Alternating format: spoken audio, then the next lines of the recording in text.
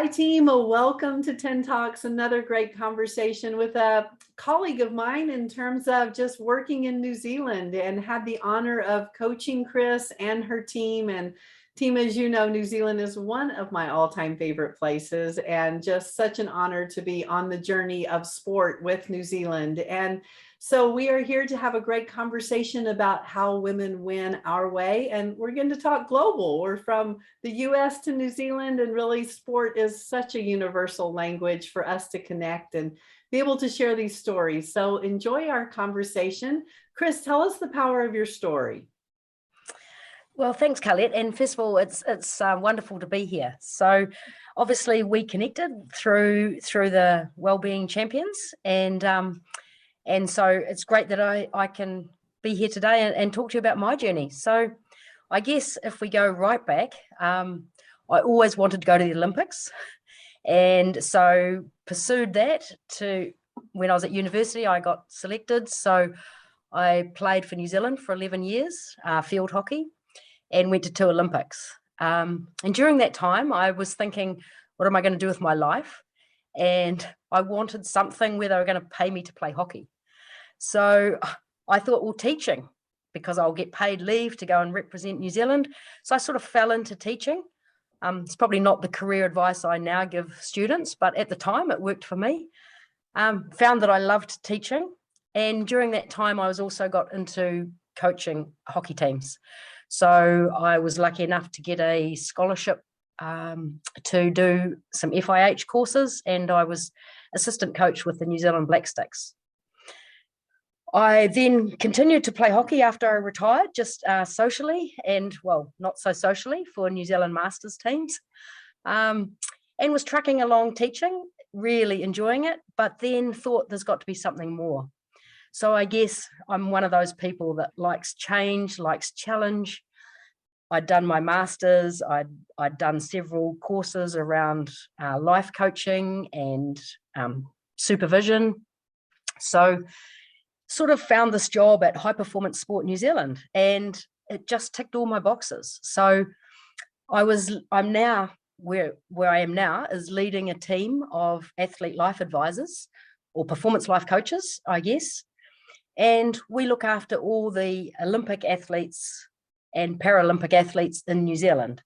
So providing that life coaching. So I've been in that role now for 5 years, and it's an absolute privilege that combines my passion for sport and the love I give of giving back to make the next generation of athletes, I guess, enjoy their sport as much as I did. Still coaching and love that as well, still playing, and the body holds together. So it's a good life.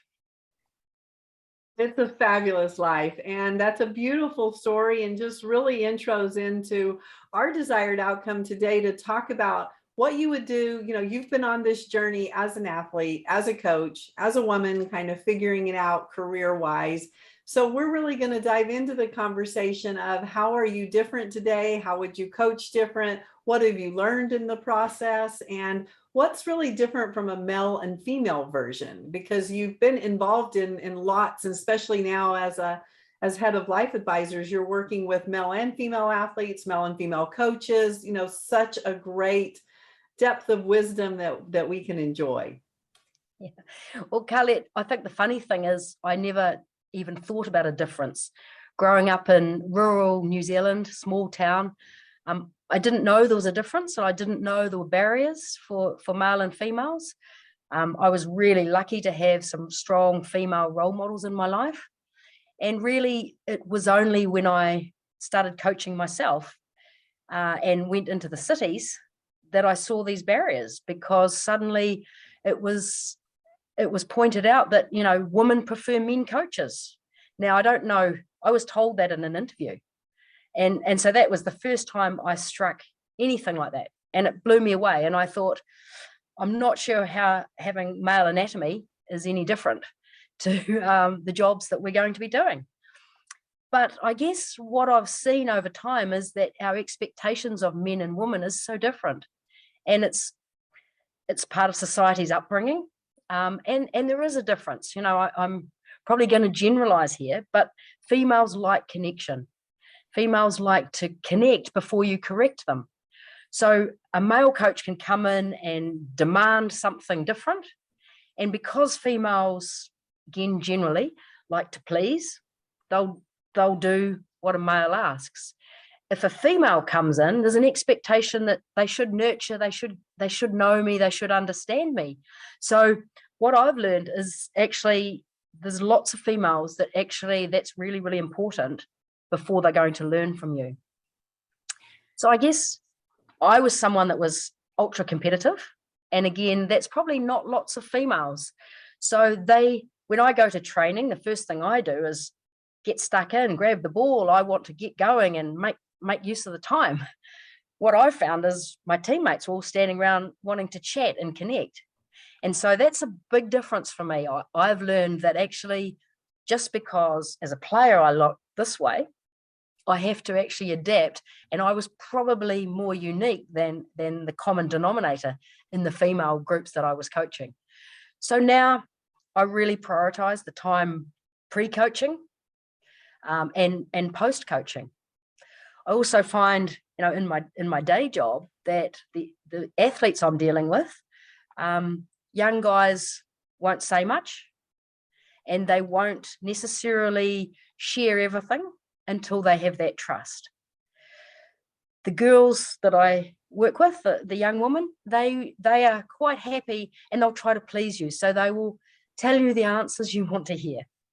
And so it's a matter of recognizing, is this the truth? And how do we make them comfortable actually knowing that it's not about pleasing you? It's actually about you serving them and bringing the best out of them. So, Chris, I don't ask this as a tongue-in-cheek question because I think it's the experience of many women coaches. It certainly was my experience, and maybe many women athletes who then go into coaching. Is how did all this get by us for so long? Yeah. I mean, why was it an epiphany? And it was for me, an epiphany to go, oh my God, there's some pretty serious patterns here in gender differences. And I didn't think there were any, but then I started looking back at my own experience and I realized that, yeah, I had them all too. Was that part of your journey? Absolutely. And I think we have a lot of great female coaches, but often they are given the lesser teams, the social teams, or the younger age groups, the development teams. So because they see that as nurturing. Now, when we get into high performance, unfortunately, society has evolved that well-being, it's changing, but it was seen as you can have well-being or you have performance. And so men can be harder. We like things we can measure. So we can measure tactics, we can measure speed and strength. And a lot of male coaches, I find that is their strength, where some of the softer skills, the team building, the team culture has not been rewarded in the same way. And yet those are the strengths and the difference that female coaches will often bring to a campaign. So when you were growing up, did you have mostly male coaches? So that's why you saw no differences? Or did you have mostly female coaches or a combination? Yeah, so I had mainly female coaches until I started making New Zealand teams. So even my regional teams were female coaches. And so I just thought that was how it was. And then suddenly when I made the New Zealand team, we had male coaches. And it's almost like you graduate to having the best coaches. And you can only be what you see. And so a lot of female coaches didn't aspire, so they didn't go on. And then when I tried, I saw that there actually is a block. It is harder. There's the perception that you have to do it a certain way because that's what's valued. I do think we're changing, thank goodness. Yeah. And when you first started out, did you borrow or go, okay, I'm coaching these elite athletes now, so now I have to be like this? I mean, did you try to adopt more of the male model, or did you right from the beginning see that there were strengths for you as a coach, as a woman? That's a really good question. I don't think I consciously did, but I have always been really strong on inclusion and making sure everyone is part of the team decision making. So even as a high school coach, I thought it was really critical to involve people in decision making. And so I do think that something that is predominantly brought by female coaches. So I didn't recognize that as a difference. I don't think I purposely adopted a gender difference, if you like. Right. But I do think I tried to coach the way I had been coached. And I guess the way I like to be coached, which was hard and fast and furious and competitive. And that's the bit that's changed the most for me. Yeah. I mean, I think when I started coaching, and again, I didn't do this consciously, but I think I was trying to bring out the inner masculine in all the women that I was coaching. You know, it's like, here, I'm going to be a badass. And I not only didn't have a lot of emotional intelligence, I also didn't have a lot of sophisticated knowledge of technique and tactics. And so if I told you to do something and you couldn't do it, rather than working with you to correct it, I just got mad at you. Yeah. And so it was like, well, what are you, stupid? I already told you 3 times. Now I look back on it and it's like, okay, my team succeeded in spite of me, not because of me. But it was this, you need to be tougher. You need to be, again, finding their inner male, if you will. And really what I needed to come to grips with was my own inner female, I guess. Did you go through a bit of that? Yeah, absolutely. That resonates because, this is the way we do it. You do it my way. And I guess that was that whole perception that I had seen to get to the elite, to be at the top. You have to be tough. You have to work hard, and you have to do it my way. And you have to grind them. You have to just grind them, because if you don't work them hard, if you give them a day off, or if your practices aren't the toughest of anybody. I mean, I'm not proud of this, but I've done it and I've seen it and stuff where we've actually really done a disservice to female athletes trying to prove, that we were tough, and that we could be just as tough as the guys. Yeah.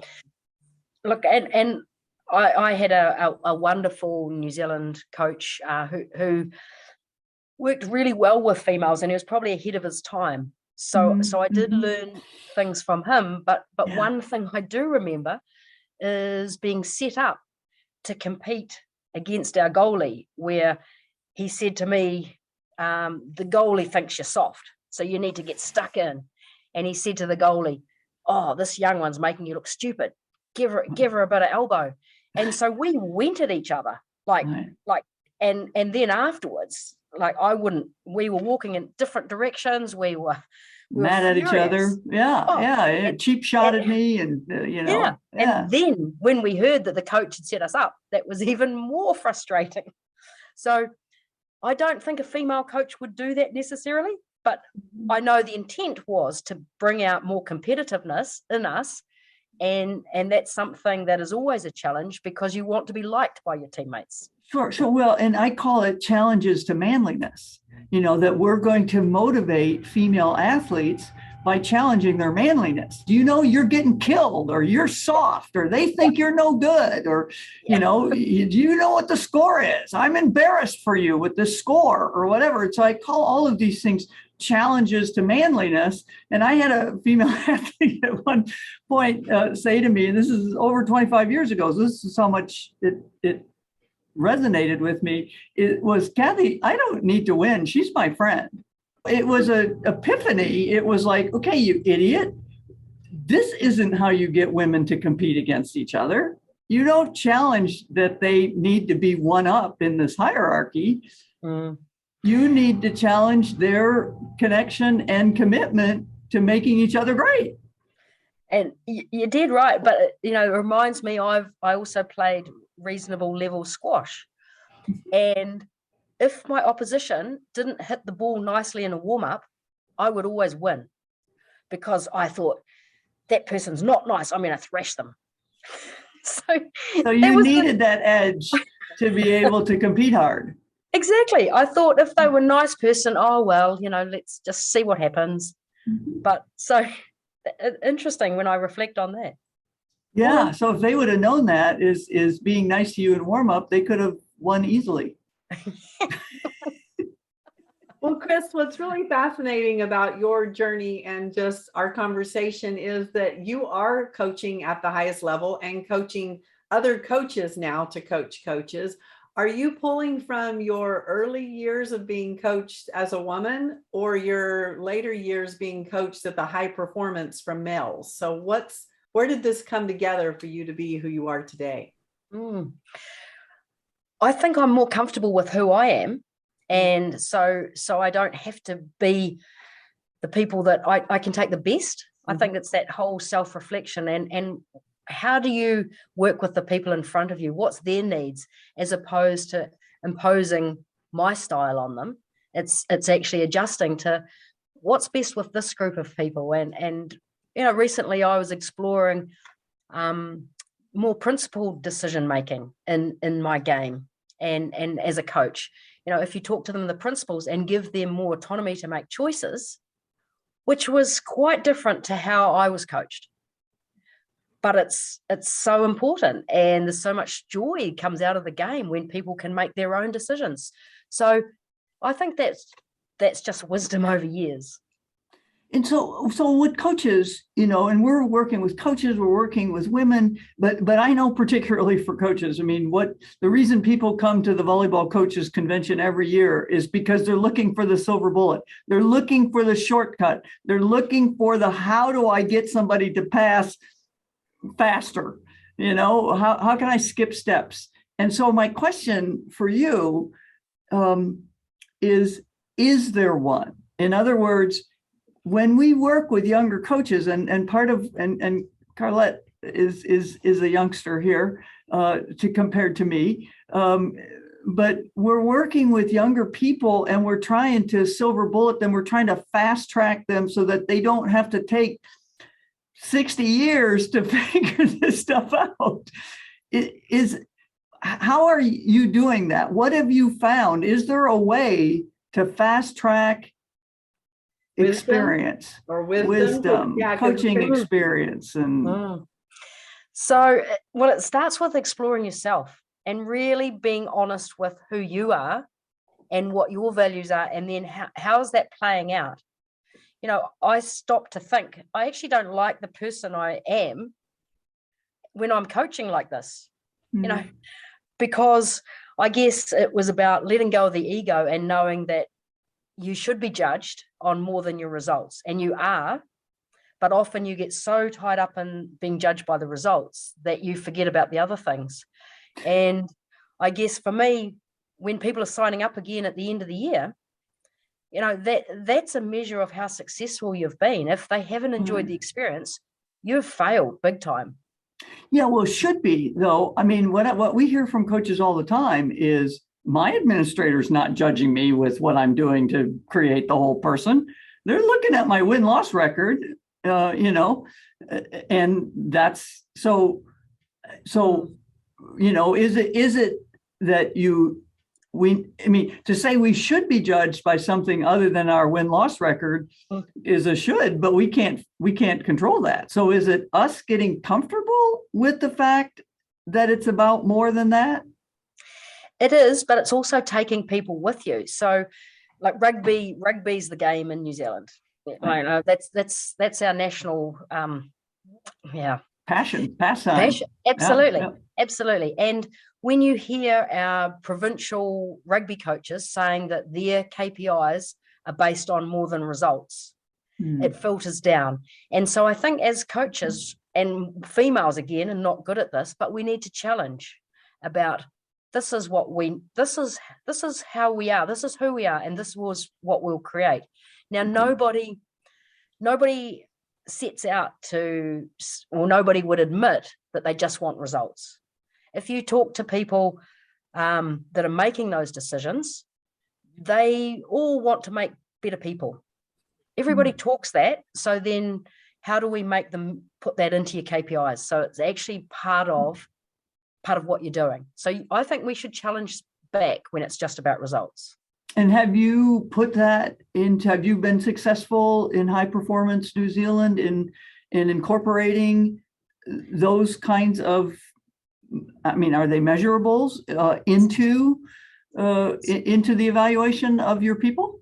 So funnily enough, we've just had a significant strategy shift with High Performance Sport New Zealand, where well-being is being mandated. So we're looking at performance environments and what does that mean? So there has been a shift. It's evolving. That we still obviously want return on investment, and that comes down for the government to medals. But our government is also saying we have a wellbeing agenda, and we want to see what's happening in that space. So we're at a particularly interesting time where I think we're going to have more and more traction in the wellbeing space, which is the not so measurables, and that's still the challenge. How do we know that we're making a difference by building people and character? Okay, well, this is said by somebody who lives in BFE, Kentucky in the United States. That's the influence of your prime minister. Yeah, and you're right. There's lots of things that are happening in the world at the moment, and not everybody's happy with all of the things because we're looking after people.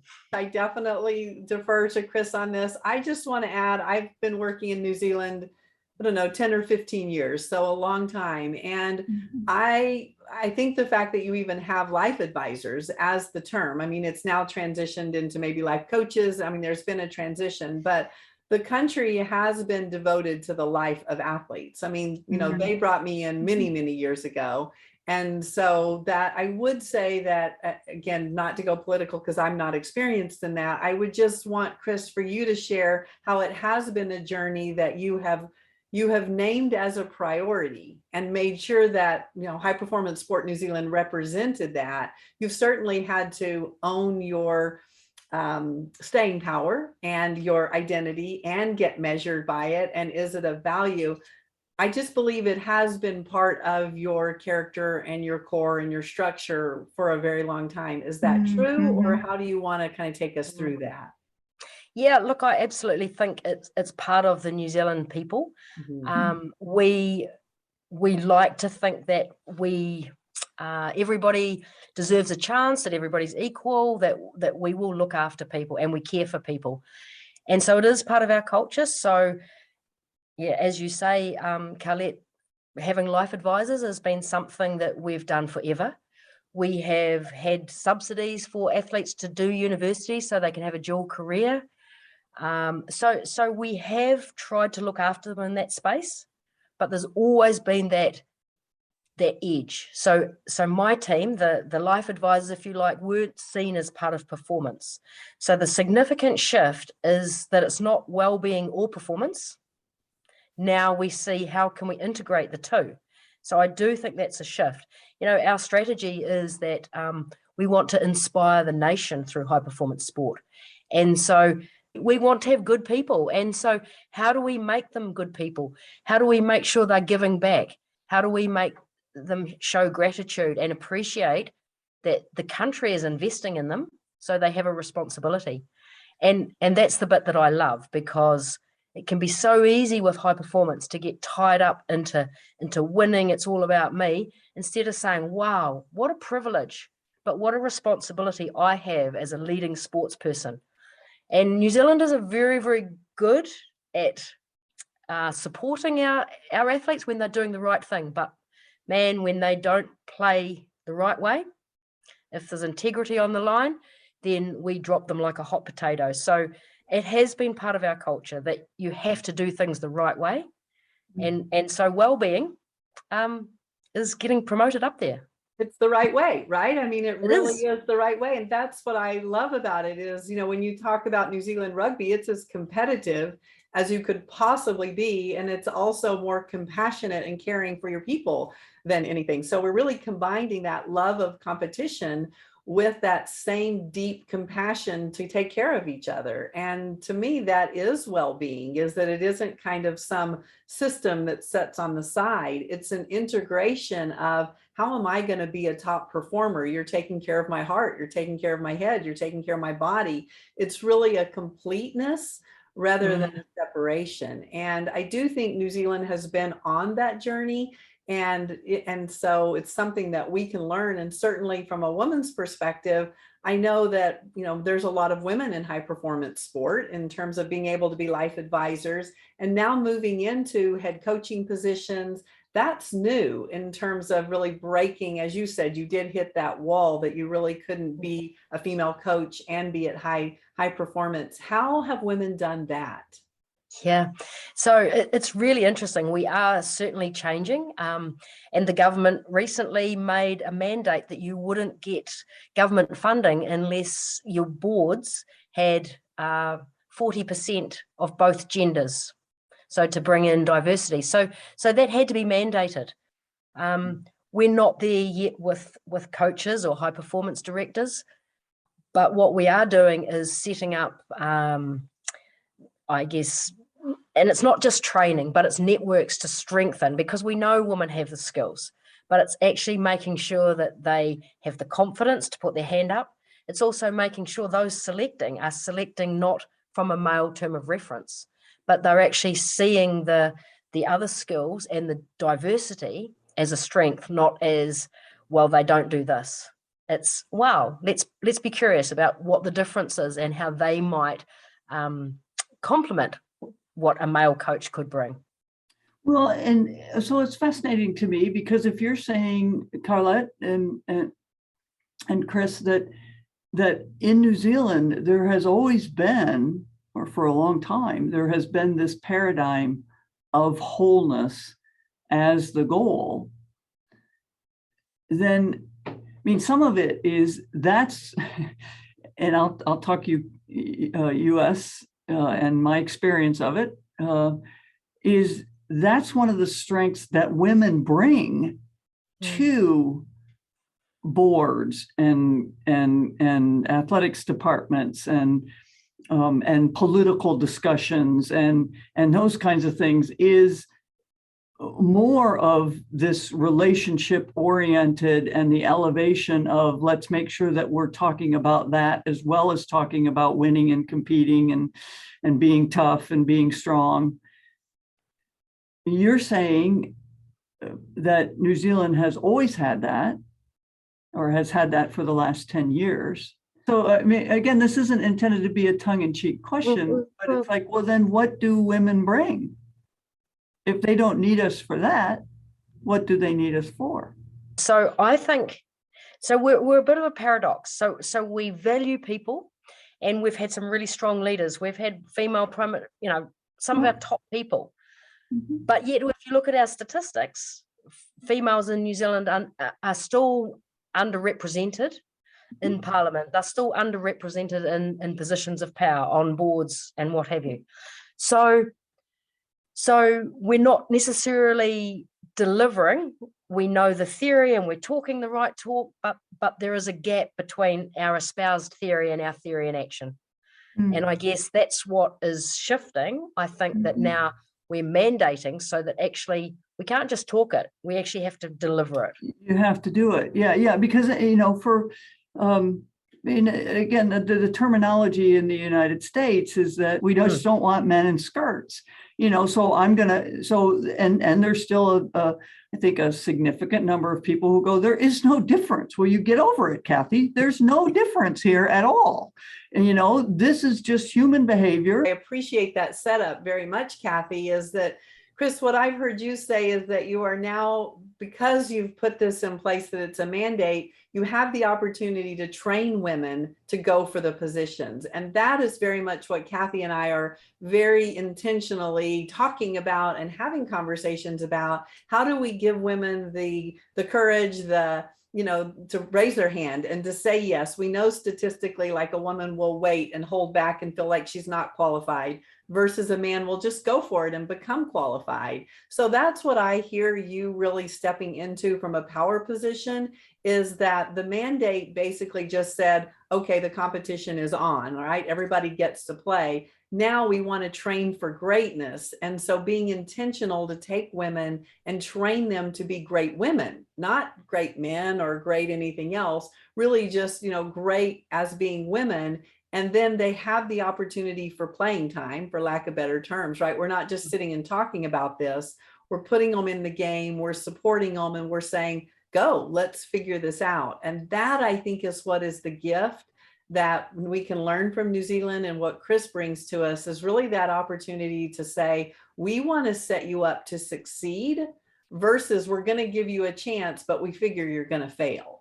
That's very different thinking. So yeah. Well, and again, there's a lot of pushback on things called affirmative action. Hey, you're going to have 40% of your boards are going to be women. It's like, oh God, we have to have 40% of people who aren't going to contribute what we need.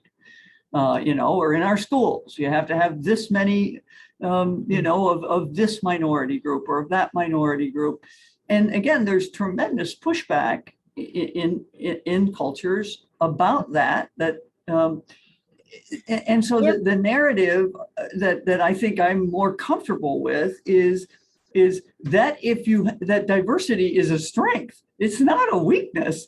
It actually is going to have you make better decisions, whether it's your business or your company. And again, there's there's data on this that says you're going to be a stronger company if you have diversity on your board. Are those parts of the conversation, Chris, too?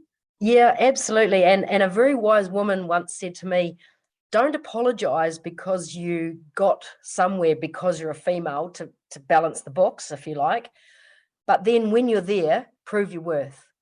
So don't apologize, I only got on, but actually then step into that position, embrace it, and show that you have worth. And I think I thought that was a great sentiment. I say that to young women and young Black women and everything else. It's like, hey, affirmative action may get you the job. It's not keeping you the job. Exactly. Okay, it's not keeping you the job. Once you get the job, you're going to have to be good, and you're going to have to be able to deliver. And so, now, and I've said to administrators, if you're going to hire somebody who has less experience because you're wanting to do diversity, I'm with you, I'm all for you, but you better now be all for this new young person that you've brought in, and don't just hand them the keys to their office and to their car and say good luck, and then wonder 3 or 4 years later why you're changing your mind. Well, and that's what I think, Chris, I really want to inquire with you about, because that's that training that you're being very intentional about once they've gotten the job. So take us through really how you're setting these women up to be really their best self. Yeah. So, and I think I've already said that it starts with that self-awareness and accepting this is what I'm good at. And here's some gaps, but that's just an opportunity to grow. And so that having that mindset that we don't have to be all things to all people all the time, which is a female trap. We want to please, we want to be perfect. And so you're good enough as you are, but we've all got growth. So recognize what that is and embrace it, and do what's required to have the confidence to use the things you're good at. But also, if there's some gaps that are holding you back and you want to keep progressing, how are you going to work to fill those gaps? Who are the people? And I think the other thing is, as blokes, the old boys network, we have to get females championing other females. And too often, I look at it a bit like a mountain, somebody has scaled the mountain and they're at the top, and it's like there's no room for anyone else, so they've pulled the ladder up. But what we need to do is actually say, well, no, we'd be stronger if there's more of us at the top. So how do we bring other women up there? So where does this come from? If women are relationship oriented and relationship based, where does this stereotype and stereotypes come from behaviors that women don't support each other? You know, how does that work? Where does that come from? Because we want to please, and we see the dichotomy of this one over this one. So I believe that because there is limited opportunities, and it's usually men making a choice, and so there's far more comparison goes on from this female to this female, as opposed to, because we're letting one or two into our inner sanctum, whereas men are more comfortable making more room for more. Well, Chris, what I was thinking, and thank you for just that, I was thinking it's about scarcity, right? So we don't come from a place of power. As you just so beautifully said, men come into power and want to make more room for more men to be in power. And it feels as if women come in and we're just so grateful we're there, that we're kind of protecting our turf. We don't want anybody to knock us off because we're somewhat rookies at being in that position. If we can change that and say, there's room for everyone, let's bring everybody through this. That is really the change that women are responsible for ourselves. Nobody is doing that to us. That's what I love about just the power of watching and learning from people, is that men, as much as we say they're not relationship based, they're looking out for each other all the time.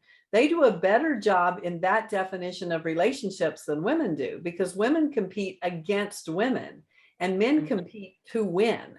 So it's really a different way of thinking. And I just think women have been brought up in kind of shrinking us down or telling us there's not enough and making us, Chris, as you said it, compare women to women versus using that competitiveness to actually go after the cause that we're working at or after the winning, for the purpose of it. So what a beautiful challenge to put us, as women in charge of really supporting other women, being there for them, helping them to, show the way. And how can we bring that into a place of abundance? And that's what I think is a big challenge for us. Chris, what are your thoughts on that? Yeah, like that is our biggest challenge. And it's actually reminding people of the responsibility. If they're authentic, and maybe they did have to fight hard, but that doesn't mean it's right to make the next person fight twice as hard. So I think we need to keep having these conversations and saying to other females, so who are you promoting? Who are you bringing along with you? And I guess that's your philanthropic piece. We've gone through an era where it wasn't okay to talk about feminist attitudes. Feminism almost died, and people forgot what it was about because we thought, oh, we've arrived. Well, we haven't arrived, and it's okay to say, yes, I'm a feminist, because that just means I want to support other females. And men can be feminists, and they don't even see the inequity because they're not part of it. It's something we have to keep talking about. And this is, again, where we come to these conversations with different experiences, because most of my life, I have been supported by women, and I feel like I have supported women. And I don't say, oh, aren't I great or whatever and stuff, but that's been so much a part of the paradigm. Now, I'm working in the sport of volleyball, Chris, in the United States, which in the United States is a predominantly female sport. And actually we've talked to several volleyball coaches, and one of the things that does come out is just when you get a group of women that buy in, and you would, I'm sure, be willing to testify to this as a field hockey, when you get a team that buys in and is committed, they're scary in terms of what they will do for each other. And so it's so interesting to me that we have this is one of our strengths and one of the ways that we relate to the world. And yet there is this very, very strong stereotype and feeling that women are not helping each other. And I guess it's just interesting to me to hear about that. Is it perhaps because a lot of women don't feel that they have the confidence to promote other females? Well, I think some of it is, I mean, okay, so I've spent a ton of my time, and I know Carlette has too, with men and around men and competing in their world. And they compete like crazy, and they often cheat. And it's fine. If you come out of it winning, so what? Yeah. Hey, you didn't catch me, or the official didn't catch me, or whatever and stuff. And it's like, hey, so be it. Tough luck, buddy. You lost. And it's like, I didn't lose, you cheated. And I'm not saying women don't do those things, but that isn't as much part of the paradigm, if you will. And so this whole thing, and again, Carlette, your experience is, I want to honor it and value it and stuff, but I see men going after each other like crazy. They'll call me and talk each other down, and then the guy that they just talked about will call me and talk that guy, and I'm like, don't you get it? You're both talking to the same person. And so, okay, so where I think it goes is that when women compete with each other for work or those kinds of things, is it still goes back to what we were trying to teach on the field hockey field or on the volleyball court, is that we haven't learned how to compete with each other and move on. So in other words, we don't think we ought to be competing with each other. It's like, oh God, you're knocking me down, woman as a woman. And it's like, no, I'm not. This is a competitive event. I want the damn job, or I'm going for the raise. And so I figure you're going for it too. And it's not personal. And so I think that's the difference, is that the guys expect it from each other, do it all the time, get ahead, do what you need to do. And it's an expectation. And with women, it's not an expectation. It's like, you're supposed to support me, but there's one chair here, or there's one starting position, or there's one goalie. And so that's why I think sport is so incredibly important for women, to teach us that we can compete and still move on, if you will, still be supportive in community.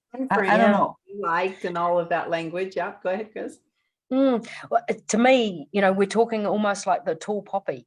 If a male pops up, we look at him and he's a hero, and we worship him, and everyone else wants to get to that level. If a female pops their head up, then that's not okay. They need to be, so there's also an expectation that they will take everybody with them, or they won't rise too much ahead of the pack.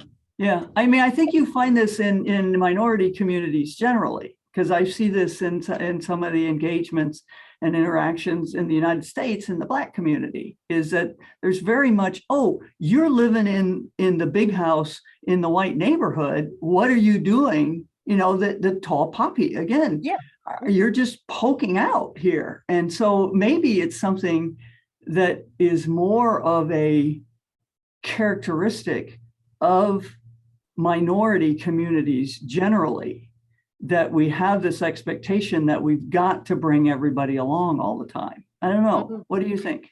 Yeah, that really resonates. I think you're right. I think that, and because we females are considered more nurturing and so have to look after the whole community, so you don't rise above. Whereas a male can get there and then decide who they want to come up with them, because they have that position. Because they have the power now to do it. Yeah. Right. So I do think that's pretty it's a different type of collegiality. Like, we have to bring everybody along the whole time. They get there and reach back and go, I'm picking you, bro. Come on. Yeah, absolutely. And so there's a reluctance for women to put their head up, because we still have that strong desire to be liked for who we are, males are comfortable. They want to be liked because they're good at something.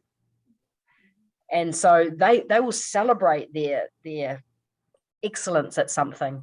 Women will downplay it and say, oh, I'm okay, but I'm no better than anyone else. Or I know when I was playing hockey, one of the first questions I was asked was, why have you been selected in the team? And from the sports psychologist in front of all this team, and I was the young one, and I said, I was really lucky. And the sports psychologist I was absolutely embarrassed. He just nailed me. But why are you? And I said, well, because I'm young. Why are you? You're young and you're lucky. There's other, what else? And I honestly was struggling. I couldn't articulate why I'd been selected. Now, I don't believe that same thing would happen if you asked a young group of men, why are you in the team? Oh, I'm really good at this. I'm good at that. And I genuinely didn't know, because I don't think, I guess I came from a background where, just be humble. And so whatever I was doing, I was brought up, you need to keep striving to be better. So you can't say you're good at something, because you can always be better. And so it's that constant striving. Whereas I think a lot of young men are probably told you're really good at this. So, or they think they are. So, a coach that I know that has coached both men and women in soccer says, I have to spend most of my time convincing the young men that I coach that they're not as good as they think they are. And I have to spend most of my time convincing the young women that I coach that they're better than they think they are. I want to inquire about a support team, because when we talk about the men being able to achieve whatever they want, usually they have a partner or somebody really supporting, kind of managing, even from a personal assistant, or, they get, as soon as they have a job, it's like, okay, where's my assistant? And the assistant immediately sets them up for success. Here's your schedule. Versus a woman comes in and we're like, I don't need an assistant. I don't need anybody. I can do. So how do we break through that to where it's actually allowing women to set themselves up for success by accessing the support team, not having to be everything? Yes, we can be moms. Yes, we can, enjoy the success. And I believe the only way we do that is we have this team of people around us that men have modeled very well. Because none of them get to the top. As soon as they're at the top, they have quite a team around them. And I'm even thinking, when they go to play rugby, mom's got everything. We've got everything happening. They've got a whole army or a whole legacy of what they're playing for in rugby. And there's so much power in that. Versus women tend to kind of go off on their own and do it and just keep thinking they can do all this themselves. And I'm so interested because I work with a lot of women. And when I look at the women, they're hurried, they're hassled, they're showing up a little bit, late or discombobulated. And I work with the men and they're right on time and everything's perfectly in order. And we've got this great structure to it. And it's like, what is going on with that? And I don't think it has anything to do with the heart of a woman. I know we strive for excellence. It's just almost that we're trying to do too much. Chris, what are your thoughts? Yeah, look, I think it comes back to boundary setting. Because we want to please, we're not good at saying no. Again, huge generalizations, but we'll take on, and we'll just take on more and more, and we don't drop anything off because we want everything to be successful. I find a lot of men are quite happy, saying, oh, that's not my strength, it's not my interest. Delegate that to somebody else. Whereas we see that as failure if we have to delegate out. And so that is a critical skill that women have to get better at, is delegating and being okay, knowing your own worth. These are the things where I can add real value. So why am I spending my time doing this stuff that doesn't, it's that 90, 20, 80, 20 rule. Yeah. Okay. So, I mean, yes, but I just think we accomplish so much more. It's like, I don't want to be the turd that doesn't get stuff done. It's like, hey, I can work circles around you, try and outwork me. It ain't happening, and I think it's a strength. And now you're telling me it's a weakness. Okay, I'm going to go have a glass of wine. It's a strength, Kathy, if it invigorates you and you love it and you get more and more from it. It's a weakness if it gives you high anxiety. Yeah, no, that's right. And you get behind everything and you're not doing anything well and everything else and stuff. Yeah, there's nobody on my team who would say that, oh, Kathy doesn't have people who do stuff for her, because I'm quite helpless. And they do almost everything for me. So, but anyway, okay. Yeah, there's always that thing, give it to a busy woman because she'll get it done. And that's what I do. I call my busiest coaches, and frequently the women, but sometimes the men too, the ones that are, because it's like, hey, will you serve on our board? Hey, will you chair this committee? Hey, will you do this and that and everything? Because they'll get it done. And we make excuses for men.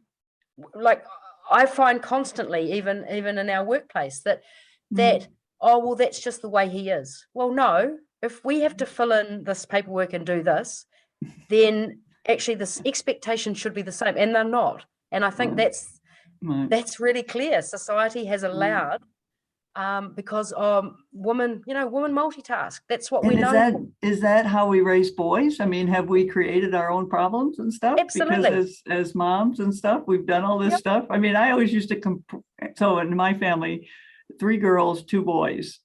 And, when we had to set the table, we had to do the dishes, we had to do this, we had to do that and stuff. And by the time my brothers got old enough, they didn't have to do anything. And my mom just said, hey, look, when you guys were young, I mean, I had babies. I had to have help. And so it was worth fighting with you. You were not good at this. You didn't do it willingly or anything else. By the time they grew up, it wasn't worth fighting. I'm just going to do it myself. But now, now my brother, his wife has to do everything. I'm like, Mom, look what you did. I say exactly the same thing said the same thing to my mum. My brother, the oldest brother, didn't have to do much. My poor sister had to do a whole lot around the house. And then I was the youngest, so I didn't do much either, to be honest. Okay, well, so you got to go be a good field hockey player. So you got off. You got off like one of the guys. Exactly. Well, Chris, this has been amazing. What are your words of wisdom to women? Because you are just a great model, from being authentic to yourself, loving sport, being an athlete, becoming a teacher, becoming a coach, and now, giving back in such a huge way. Words of wisdom. I think what I have realized is that you can only bring what you've got, and what you've got is good enough. So my encouragement for every woman is to chase your dreams, be yourself, and that will be enough. But keep learning, because at the end of the day, nobody is better than you. We're just different, and bring your difference and embrace it. Well said. There you go, team. What a fabulous conversation. Chris, it's been such an honor spending time with you. Kathy, I know we love this journey we're on. And team, we want you to join us. And we'd love to hear your winning strategies and figure out really, how do women win our way. Join us at howwomenwin.com and go out and win your way this week. Thank you, Chris. Really appreciate you. Oh, thanks very much. It's been a pleasure.